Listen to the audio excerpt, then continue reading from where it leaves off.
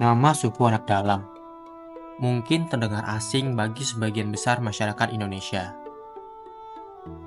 Tapi di rimba-rimba lebat Provinsi Jambi, mereka adalah jiwa yang menyatu dengan hutan, berjalan tanpa alas kaki, dan hidup mengikuti irama alam.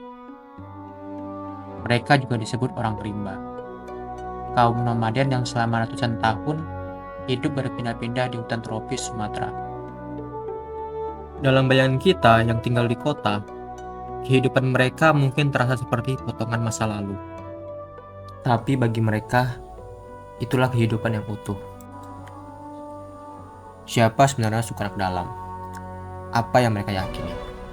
Dan bagaimana nasib mereka di tengah dunia yang terus bergerak cepat? Mari kita telusuri jejak mereka.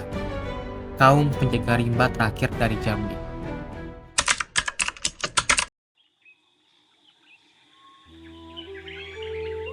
Suku anak dalam adalah bagian dari kelompok etnis yang dikenal sebagai orang rimba. Mereka tinggal di wilayah hutan Taman Nasional Bukit 12, Jambi, dan sebagian tersebar di Provinsi Sumatera Selatan. Secara historis, mereka diyakini sebagai keturunan masyarakat Melayu tua yang menolak pengaruh kerajaan dan memilih tetap tinggal di hutan. Ada juga teori yang menyebut mereka sebagai keturunan pelarian dari berbagai kerajaan kuno di Sumatera yang memilih menjauh dari konflik dan kekuasaan. Nama suku anak dalam sendiri diberikan oleh pemerintah kolonial yang melihat mereka sebagai kelompok yang tertinggal dan tinggal di dalam hutan. Padahal bagi mereka, hutan bukan tempat terasing. Hutan itu adalah rumah.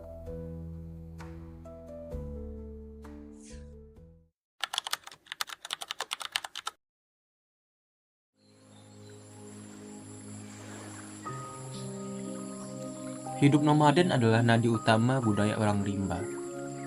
Mereka tak tinggal di satu tempat terlalu lama. Jika sumber makanan di suatu wilayah mulai menipis, mereka akan pindah ke area lain. Rumah mereka sederhana, bangunan dari kayu dan daun yang bisa dibongkar pasang dengan cepat. Mereka hidup dari berburu, meramu, dan menangkap ikan. Babi hutan, rusa, dan burung adalah hewan buruan utama. Sementara hasil hutan seperti rotan, madu, dan buah-buahan menjadi penopang kehidupan sehari-hari. Mereka tak memiliki lemari es atau persediaan makanan berlebih. Hutan menyediakan apa yang mereka butuhkan saat mereka membutuhkannya. Filosofi hidup yang jauh dari konsep menimbun, seperti yang kita lakukan di kota.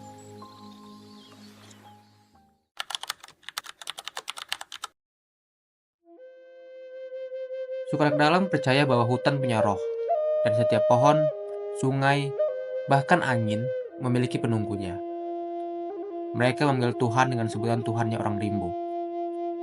Sosok spiritual yang lebih abstrak daripada tokoh dalam agama formal. Mereka juga sangat menghormati arwah leluhur dan makhluk halus penjaga hutan.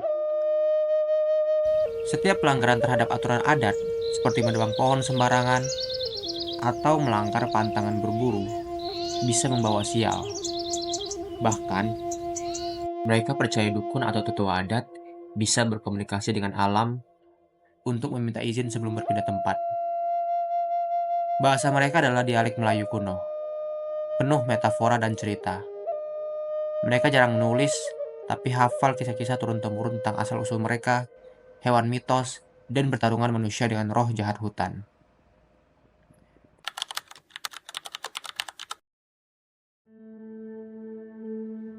Kehidupan damai suku anak dalam tak lagi utuh. Alih fungsi hutan menjadi perkebunan sawit dan tambang perlahan-lahan menyempitkan ruang hidup mereka.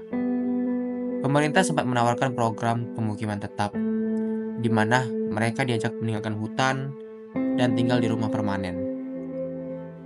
Sebagian kecil menerima, tapi banyak juga yang kembali ke hutan. Mereka merasa tercerabut hidup tanpa hutan.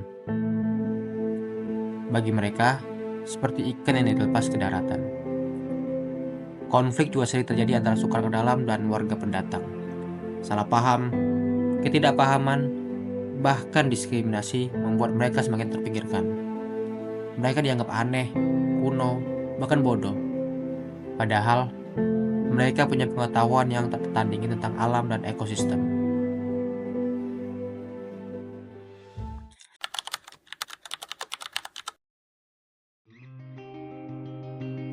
tengah dunia yang terus membangun dan memperluas peradaban, suku anak dalam berdiri sebagai cermin bahwa ada kehidupan lain yang berbeda, tapi bukan berarti lebih rendah. Mereka mengajarkan kita untuk hidup selaras, bukan melawan alam, untuk mengambil secukupnya, bukan semaunya. Kini, mereka tak hanya butuh hutan untuk hidup, tapi juga pemahaman dan penghormatan dari kita semua. Masyarakat luar yang seringkali merasa lebih tahu, tapi lupa cara menghargai. Suara dalam bukan cerita masa lalu. Mereka ada hari ini. Mereka nyata, dan mereka adalah penjaga rimba yang masih bertahan. Sejauh kita memberi mereka ruang untuk tetap hidup sebagai diri mereka sendiri.